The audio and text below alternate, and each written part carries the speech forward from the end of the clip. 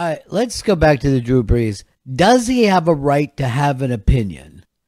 Particularly if it was the same opinion that every single human being who was in the sports world had 5 months ago. Well, that is interesting. Is like what is really wrong here is that he didn't understand the timing of why this would put. He's put his foot in his mouth. You know what I mean? And obviously, yes, this is what everyone was saying. So many people were passionately saying exactly what he said yesterday. And it's not like he got a text that said, hey, that thing that we were all saying is now been changed. You know what I mean? Like, people didn't even realize that they changed their opinion until they heard Drew Brees say it out loud. And then they went, well, that's horrible. That thing. But no one's having the balls to say, I said the same exact thing as Drew Brees. Right. Just a little while ago. Yeah. Wouldn't that be interesting is like an apology that nobody's asking for, right? Like that's not a forced apology. If somebody who had made that statement in the NFL this week said, hey, you know what? I've been thinking about it. And, you know, last year, the year before that, when all of this began, I was kind of on the wrong side. And I realize that now. It only happens when you're afraid of getting in big trouble with the masses. That's when people start apologizing. You know, when the shock jock stuff started happening, right? All my friends were like, I will never apologize. They went on the air and they go, you know, somebody else is in trouble. They gave an apology. That looks like shit. They said, I will never apologize. And I remember going on the air saying, if you ever hear me in that kind of jam, I'm apologizing constantly because it doesn't make any difference. And I get to keep my job and the money. So I will, in the future, you will hear me, if I'm in that jam, apologize my ass off and say that I want to be part of the solution. You know what I mean? It starts today. Yeah. Right, look at Jimmy Fallon. Now, whether, like I said, he had done the blackface bit, playing Chris Rock, 20 years before. For some reason, they decide just Jimmy Fallon is to blame. No one brings up Lorne Michaels' name. No one brings up NBC executives. Nothing. Just he's on his own. Chris Rock doesn't even come out and defend him. And what does Jimmy Fallon do? What I got to do here? Let me bring on the NAACP. You know what I mean? I'm going to apologize. I'm going to say that I'm part of this. I'm going to check in with you constantly to see if I'm having enough. And now he's fine. What's the difference? Apologize. Get yourself out of the jam. I think I do think it's really funny that Jimmy was like the only person involved in that sketch. I know. Get him. Get the Jimmy Fallon. But it is also it's also one of those embarrassing, uncomfortable things where when you're apologizing, you have to act like I just found out here in 2020 that was bad, and then it was like the early aughts, and somehow I didn't know it was a good idea then. But this moment right now is when I figured it out. Yeah. Here's what Drew Brees' apology is, and I can't read the entire thing, but this is how it starts. Call me the breeze, I keep blowing down the road. Well, now they call me the breeze, I keep blowing down the road. I ain't got me nobody. I don't carry me no load. It's odd. That's an odd apology. Yeah, I wouldn't accept it.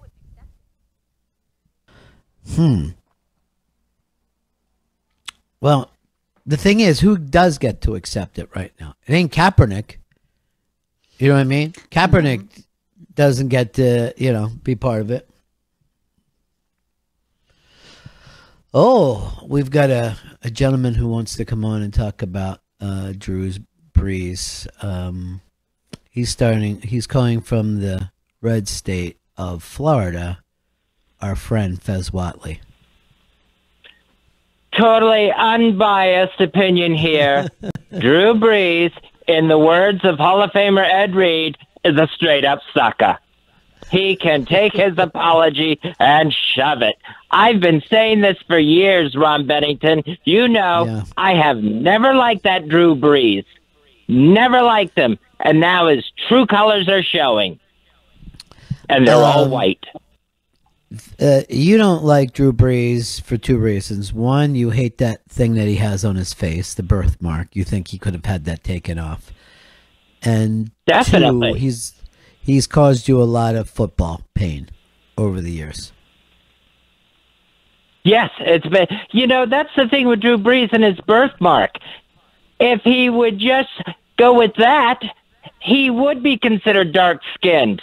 He should have shown that part off. That is racist, dude. That's racist. That is. Oh, Drew Brees is the racist, and his apology was all about him. I'm not the enemy. I'm a good white. Oh, pathetic, Drew Brees. Pathetic. Hold on. Did he say, I'm a good white? Is that a quote? I believe that was in there. I think that's a direct quote. So. I don't think so. All right, Gail. I did see that he said, I did see that he had said, I've always been an ally. And I was like, I'm not sure you get to appoint that yourself. I think someone else has to tell you that. I'll tell you this. He's been an ally to many black wide receivers. Like, go back and check. And if we found out that he threw to white people more than blacks, yes, then he owes us an apology. That's because he's able to make his money off of that. He doesn't like black people. He tolerates them. No, he gives to charities because he pities them. He doesn't like them. He works with them because it benefits him. Well, that actually seems like a nice thing. You know what I mean? Like, you could say, I tolerate people and I give to charities. I love that he's totally pissed off his own teammates.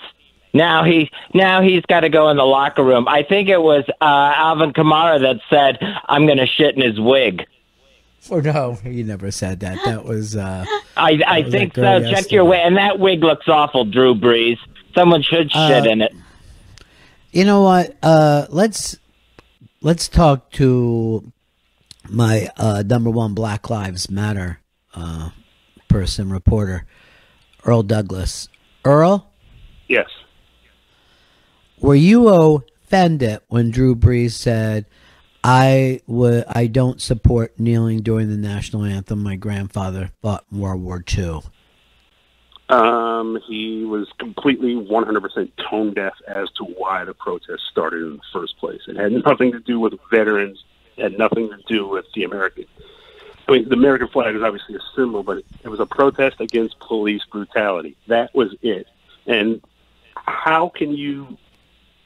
Now, again, most of 70% of the league is black, and then you completely divert it to something else. This is completely a black issue, and you divert it to something that has nothing to do with the issue, and then you double, triple, quadruple down on it, and then you're shocked that there's backlash. All right, but, well, first of all, let's just say this. Why shouldn't everybody who said the same thing as Drew Brees over the past, I don't know, 5-6 years, whatever it is, since Kaepernick, why shouldn't they all be forced to apologize? Well, remember, the league was in the midst of taking a big hit from both sides. Remember, the fans were offended that Kaepernick was doing it and said they weren't going to show up at games. And then people who were upset... They literally did not show up at games. People stopped coming. A percentage of people stopped coming to games. Baltimore games got completely empty until they started winning. And then people went, you know what? I forgive them. Yes, but I mean, the whole idea of, the league kind of fell in line. I thought the way they did it was a complete disgrace because they completely co-opted it and then still didn't let Colin Kaepernick get a tryout, much less get a job. First of all, I agree with you 100%. But that's what I'm saying. Why is it only Drew Brees that has to apologize? Let's go back and find all the people who've ever said the same thing as him and see if they are willing to apologize. I don't think it just should be just Drew.